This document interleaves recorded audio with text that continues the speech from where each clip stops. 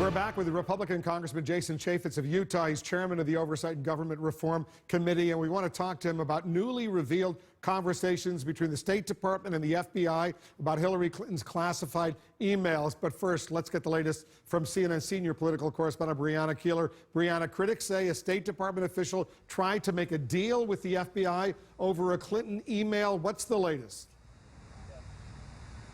That's right, Wolf, and the candidate herself not available today for comment on this as her campaign plans to go into Trump territory, Arizona, which has not gone for a Democrat since 1996. They have Bernie Sanders, Chelsea Clinton, and First Lady Michelle Obama heading there this week as the candidate lays low and this ensemble cast tries to deliver this election for her.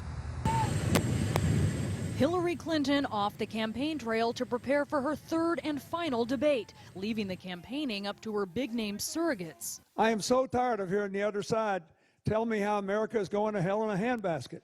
Her husband in New Hampshire and Bernie Sanders in Colorado, where yesterday he was joined by one of Donald Trump's sharpest critics, Elizabeth Warren.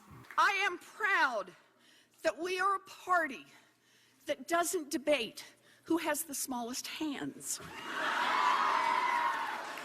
or who can build the longest, tallest, fake gold-plated wall in the world.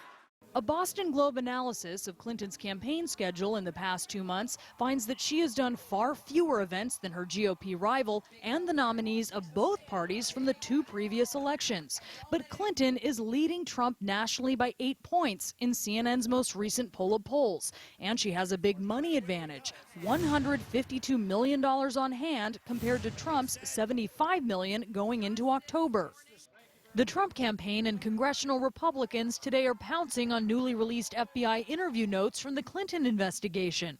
They show alleged pressure from the State Department to change the classification of one email from her private server. A person whose name is redacted indicated he had been contacted by Patrick Kennedy, Undersecretary of State, who had asked his assistance in altering the email's classification in exchange for a, quote, quid pro quo.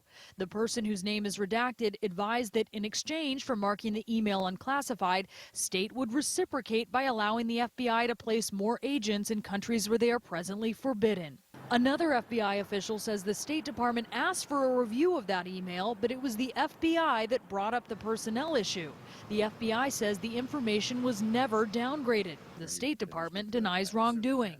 So the allegation of any kind of quid pro quo is inaccurate and does not align with the facts. So there was no quid pro quo. Tonight, the Clinton campaign is not discussing the allegations. Instead, Clinton is laying low, hoping to keep the pressure on Trump over the growing number of allegations that he groped or forcibly kissed women, releasing this ad comparing Trump to famous Hollywood bullies. What, are you gonna cry now? Don't be so gullible, McFly. You sit down. Sit down.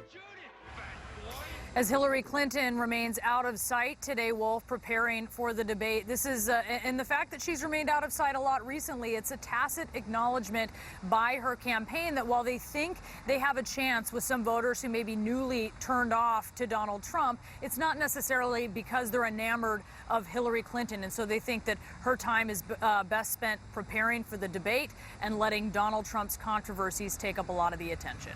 All right, Brianna, thanks very much. Brianna Keilar reporting from Chaffetz in New York. That's where Hillary Clinton is right now. I want to bring back Congressman Jason Chaffetz, who's not, I must report once again, not a Trump supporter. You did put out a very strong statement today accusing the Undersecretary of State, Patrick Kennedy, of, quote, bartering with classified information. Why are you laying the blame on Kennedy when it's unclear, at least based on the information we have, who requested any favor? Do you have any evidence that this exchange even happened?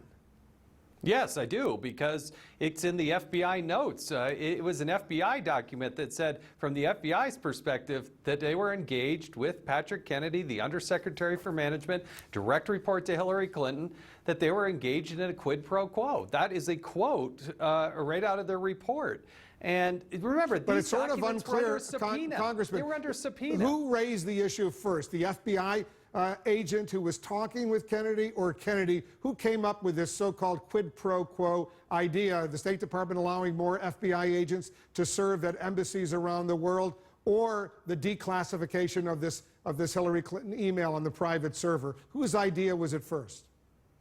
Well, you have the Undersecretary for Management throwing this out there. Remember, this is a document that is under subpoena. And rather than complying with the subpoena and sending it to Congress as required by law, they're over there having a negotiation and a discussion that the FBI terms in their own documents as a quid pro quo.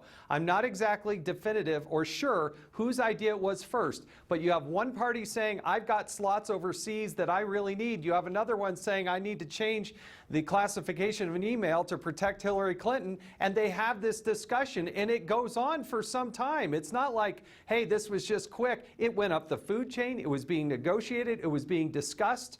And that, to us, according for me and the chairman of the House Intelligence Committee, Devin Nunes, we believe that is a potential violation of law, and that Mr. Kennedy, engaged in those activities, is wrong. And there are multiple parts in the 302s where Mr. Kennedy was repeatedly, not just in this one case, repeatedly pressuring people to change the classification of documents that are under subpoena. All right. Nobody should be able to do that. Nobody. Undersecretary Kennedy, as you know, is a career diplomat. He served in the Bush administration. Served under Republican secretaries of state, under a Democratic secretary of state. He's obviously not part of the Clinton campaign right now. Do you have any evidence that Hillary Clinton herself knew anything at all about this so-called quid pro quo?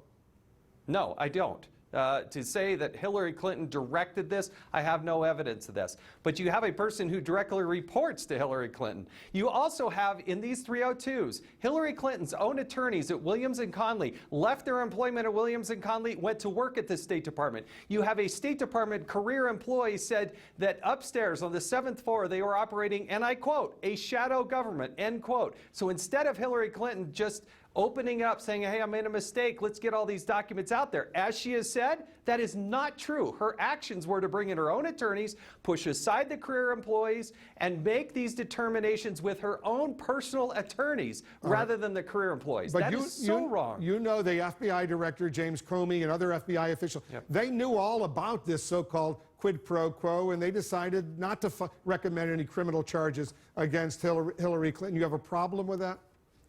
Yeah, I do have a problem with it, because when you say that there was not necessarily any intent, and you bring in Kate Duvall, the person who was looking at Lois Lerner's emails at the IRS, and you bring her over to work on the State Department, and she's a former Williams & Conley employee, and you bring other people from Williams & Conley,